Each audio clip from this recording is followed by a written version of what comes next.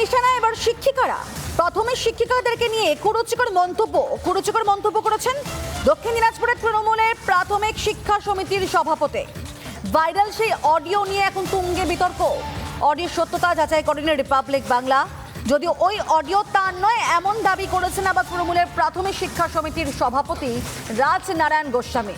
তিনি বলছেন যখন এই অডিও ভাইরাল হয়ে গেল তখন তিনি বলছেন যে এআই এর মাধ্যমে ষড়যন্ত্র হয়েছে, এমনই অভিযোগ তুলেছেন তিনি। দলের মধ্যেই ষড়যন্ত্রকারী বলেও আবার অভিযোগ করেছেন তৃণমূল নেতা। বালুরঘাটে সাইবার ক্রাইম থানায় লিখিত অভিযোগ দায়ের করেছেন রাজনারায়ণ গোস্বামী। তিনি তার ভাইরাল অডিও নিয়ে কি অভিযোগ করছেন শোনাই আপনাদের। দ্বিতীয়বার আবার জেলা সভাপতি হয়েছি, অনেকেরই হয়তো পছন্দ নাও হতে পারে, এটা আদৌ আমার কণ্ঠস্বর নয়। এখন এআই অ্যাপে যে কোনো কণ্ঠস্বর ভাইরাল করে অন্যভাবে বিভ্রান্তিকর কুরুচিকর এর থেকেও বিভ্রান্তিকর মন্তব্য করে সেটা ভাইরাল করতেই পারে কারা।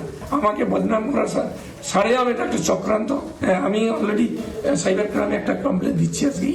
ওরা ইমিডিয়েট এটাকে বন্ধ করা করে না হলে আইনের দ্বারস্থ হিসাবে হবো। এটা দলের ওরা মোটেই কাম্য নয়। দলটাকে তাহলে কোন জায়গায় নিয়ে যাচ্ছে কেউ বা কারা। কোথাও কি মনে করছেন আপনার এই চক্রান্ত আপনার বিরুদ্ধে দলেরই কেউ রয়েছে? বললাম তো